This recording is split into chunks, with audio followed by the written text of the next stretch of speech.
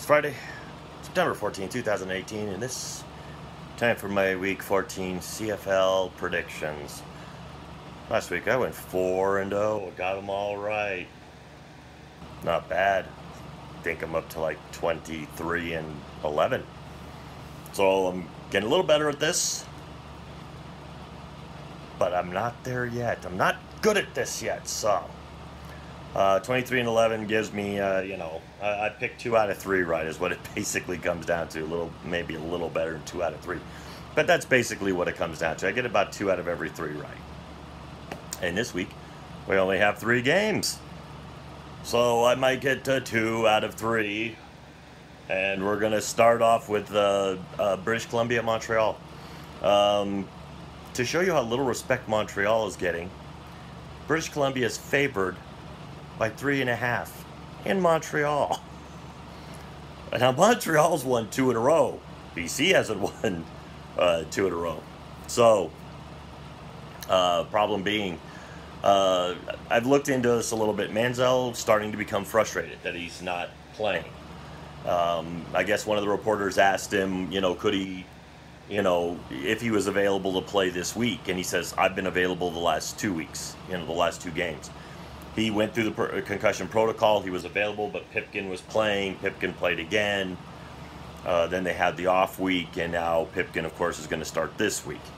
Manziel missed a couple of days of practice with an illness. But you can tell Manziel's frustrated. He's not getting to play. They traded away 2 first-round picks and 2 players to bring him in, and Manziel's frustration comes from they gave up all the, and Manziel even said, it's like, they gave up all this stuff to bring me in, and when I first got here, they were confident I was going to be the guy, and then now I'm not the guy. They put in Pipkin, and, to be fair, Pipkin's stats, he's completing 64% of his passes, not bad. He's throwing for about 254 yards a game, not bad. 1 touchdown, though, and 4 interceptions. That's telling me there's not a lot happening there, but he is mobile. He does have 4 rushing touchdowns. He averages about 7 yards a carry. Pipkin's a solid quarterback. He's a solid player, but to me, Manziel should probably be the guy. If you gave up all that for him, I still believe that he should be the guy. But I understand if you're a Montreal fan at this point, you just love that you're winning. So I don't see anything wrong with just keep winning, baby. Just if Pipkin's going to be the guy, if Pipkin maybe has that special something that can keep victories rolling, then great. If he can steady steady the ship as the defense starts to really play well the last couple of weeks, and maybe the defense will play really well this week. But BC, Lele is, they said Lele will start. He didn't have a real good game last week. BC's favored by 3.5 in Montreal. Montreal's got, and this is where the first game of the week is always where I have my most problems. That's where I've gotten more of those wrong than right when I've done my CFL predictions. But I'm going to, very rarely, I don't think I've ever gotten Montreal right, no matter where I picked.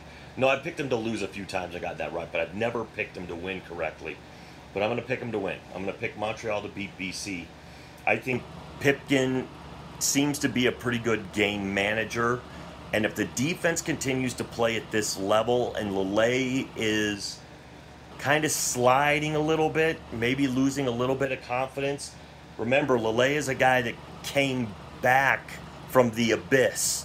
People thought he was basically done. He came back and he played really well. Well, maybe defensive coordinators have maybe dug up what made Lele mortal again, and they're starting to use those things against him. And Montreal's had 2 weeks to prepare for him. I love preparation, and when you get 2 weeks to prepare for a team, I always just kind of go with those teams, unless it's just you're vastly overmatched. BC at Montreal. Montreal is not vastly overmatched. I'm going to say Montreal wins this game. Calgary at Hamilton. Here's the one thing I can't say about Calgary. I have predicted every single game they've been in correctly, whether they've won or whether they've lost. I predicted every one of their games correctly. I predicted the 2 losses correctly and every one of their wins. So I'm sorry to say this, Hamilton or Calgary fans, but I see another loss in their future. They're in Hamilton. Hamilton is playing really well right now. Masoli has found himself. They have a little... I looked at something in there where the Hamilton Ticats have a no-fly zone. Don't be still in Denver stuff. That was an Aqib Talib thing with Chris Harris and Roby and TJ Ward and a bunch of other guys. The no-fly zone, it might have come from somewhere else before that, but being in Denver, I knew it from Aqib Talib. So maybe there's been like dozens and dozens of no-fly zones. But I have a hard time believing that the Ticats no-fly zone is as good as the Broncos. But I still love the way Hamilton's playing. Calgary almost seems to be kind of in a coast mode, which they shouldn't. They really shouldn't be, but they do seem to be in a little bit of a coast. Saskatchewan is starting to catch up to them, so they really can't afford to coast. Because I think Saskatchewan's only 2 games back of them in the West. So 4 points out. Calgary, to me, I think that I love Bo Levi Mitchell. I really do. I think he's just a great. He's one of those quarterbacks that never gives up no matter what. But I think Masoli is just playing great football. I think that Hamilton team is playing great football. So it's like I am going to take Hamilton in a little bit of an upset here.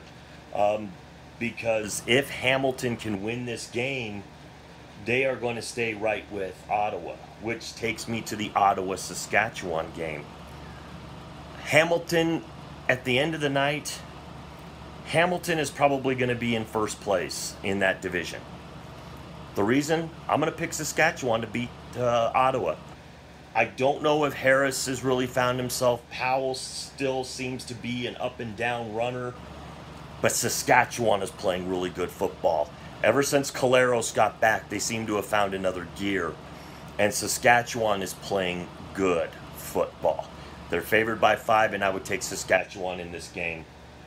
So, in a little bit of an upset, I take Montreal to beat BC. I don't actually think that's an upset. I think Montreal should beat BC in Montreal. On Saturday, Calgary at Hamilton. Calgary is favored by a point, but I think Hamilton takes this game. I think Masoli is playing really good football. It's at home, and I just don't think Calgary has enough. Believe me, if Calgary wins this game, I will not be surprised, because that is a super good team. But I think Hamilton's on a hot streak. And then Ottawa at Saskatchewan. Once again, I'm going to take the hot hand here. Saskatchewan's the hot hand. I think Ottawa is on their heels right now, and I don't know if they got enough to kind of... If they were going against maybe Winnipeg, or if they were going against Toronto or somebody like that, I might say, hey, Ottawa has a chance to kind of stem the tide. But being that this is Saskatchewan and they're playing really well, and Ottawa has to go to Saskatchewan, I'm going to give it to the Rough Riders in this game. So, that's it. Those are my picks. Montreal to beat BC, Hamilton to beat Calgary, Saskatchewan to beat Ottawa. I'm taking all home teams. Last time I did that, I think I went 3-1, so I did pretty good with it. So, we're going to continue to see. So let me know. Let me know what you think in the comments below. And with all that being said, the troops, past, present, and future, thanks for the freedom.